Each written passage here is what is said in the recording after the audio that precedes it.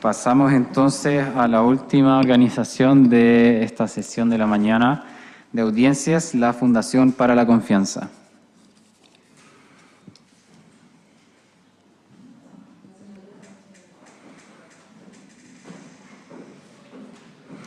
Les aprovecho de comentar mientras que tienen 10 minutos para la presentación.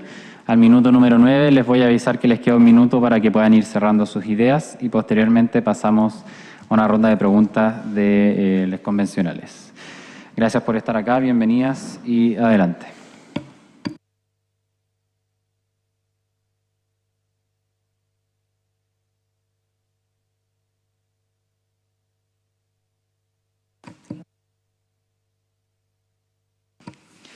Buenas tardes. Saludamos a las y los constituyentes que forman parte de la Comisión de Derechos Humanos, de Verdad Histórica y Bases para la Justicia, Reparación y Garantías de No Repetición de la Convención Constitucional. Fundación para la Confianza es una organización sin fines de lucro que lleva más de 10 años dedicada a la prevención del abuso y al maltrato infantil. El año 2018, nuestra fundación creó el Observatorio para la Confianza, plataforma ciudadana transversal y rigurosa que cumple un rol de cogarante de los derechos de los niños, niñas y adolescentes bajo la protección del Estado. En este contexto es que como observatorio hemos investigado, dentro de lo que la opacidad que muchas veces afecta a algunas instituciones del Estado nos ha permitido, la situación pasada y actual de las niñas, niños y adolescentes que desde 1980 han estado bajo el cuidado o custodia del Servicio Nacional de Menores, tanto en el área de protección como en el área de justicia juvenil. Son miles las niñas, niños y adolescentes que han sido derivados a programas de la red del CENAME en los últimos 40 años, con el fin de proteger y restablecer sus derechos vulnerados en circunstancias familiares o personales. Sin embargo, la experiencia dice que muchas veces estas intervenciones, mayoritariamente en manos de privados, no han sido eficaces. Sabemos que el Servicio Nacional de Menores no es el único responsable.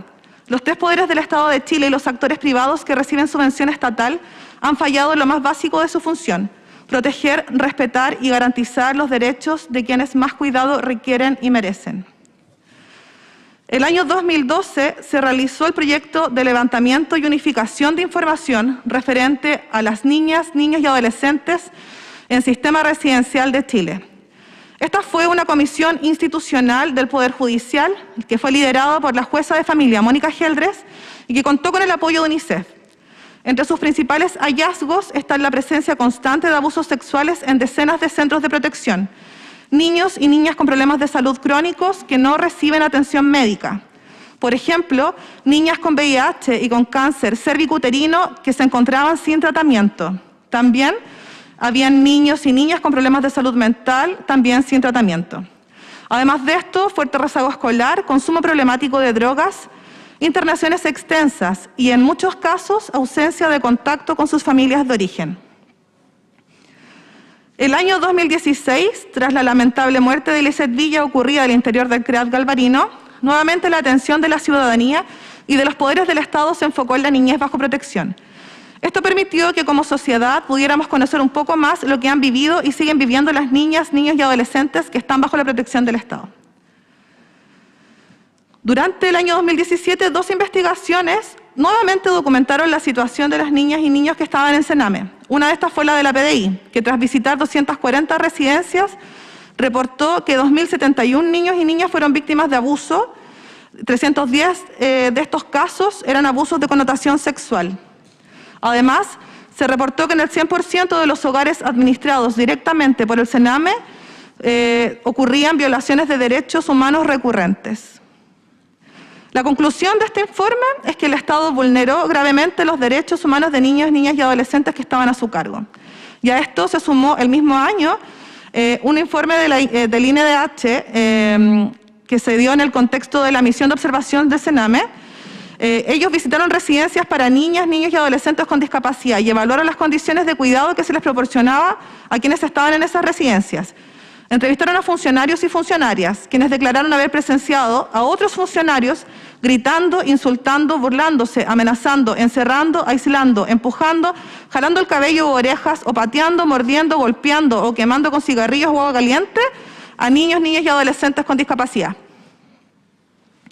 También detectaron que desde hace 7 años un adolescente de 15 años que tenía discapacidad también estaba aislado y no recibía ningún tipo de tratamiento ni estimulación y que apenas tenía contacto con algunos técnicos en enfermería. Ahora le voy a dar el pase a mi compañera Alejandra, que va a seguir relatando algunos de los hechos que hemos constatado.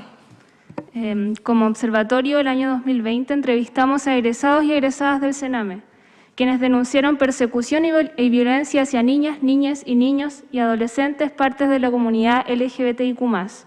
Una de las entrevistadas declaró: dentro de las residencias del CENAME es brutal la historia de violencia que hemos sufrido lesbianas, bisexuales, homosexuales, compañeras trans, es brígida, es bien brutal, desde violaciones correctivas hasta un maltrato psicológico, hasta patologizaciones absurdas.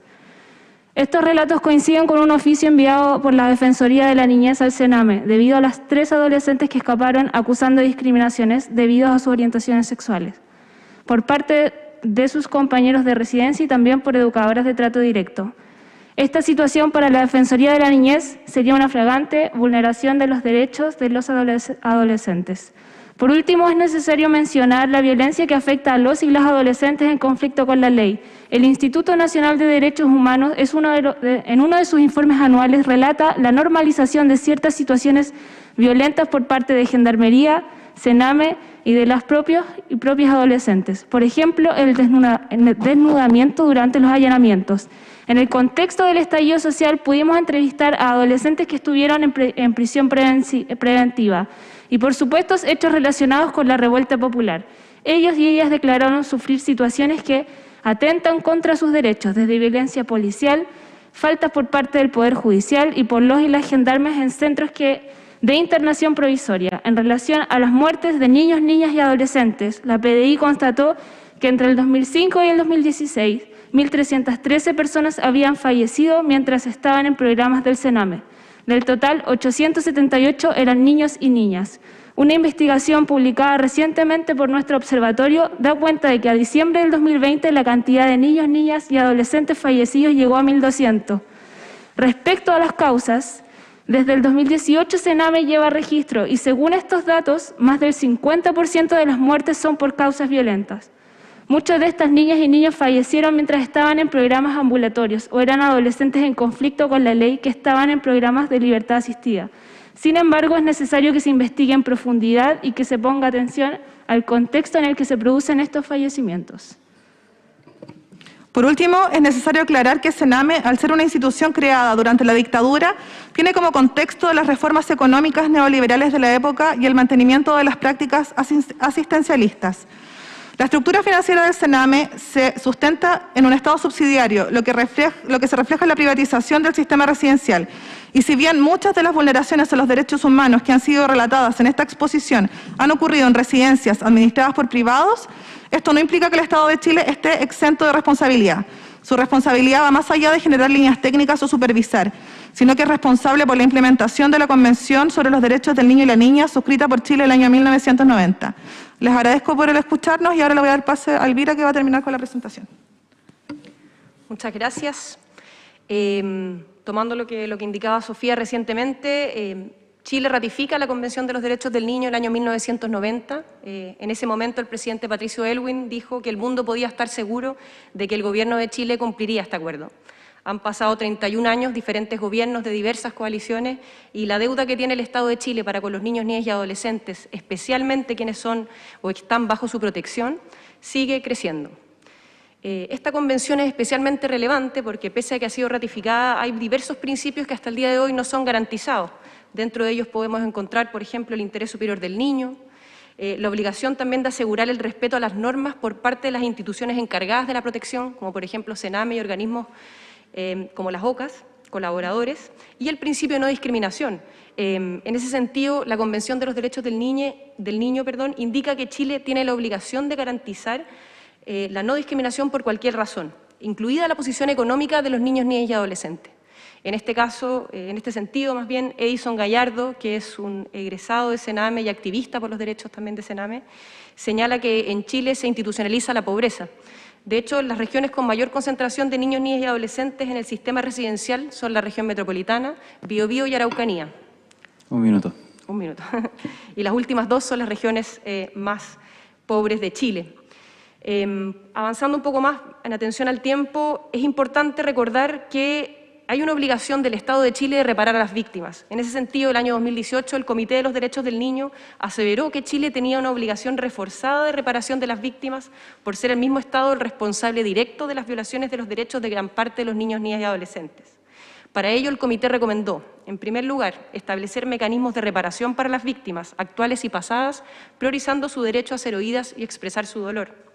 En segundo lugar, desarrollar un plan de acción de reparación que incluya acciones en salud, especialmente tratamiento psicológico, educación, vivienda, justicia y, en su caso, indemnización económica. Y además, en las medidas especiales de protección, recomendó que se redoblasen los esfuerzos destinados a investigar, enjuiciar y juzgar con prontitud todas las denuncias de delitos previstos en el protocolo facultativo y ofrecer medidas de apoyo y reparación adecuadas a los niños víctimas. En ese sentido, desde el Observatorio para la Confianza de Fundación para la Confianza, consideramos especialmente relevante que a los niños, niñas y adolescentes vulnerados por CENAME se les reconozca también como víctimas y se avance en un mecanismo de reparación, verdad, justicia y memoria histórica. Muchas gracias.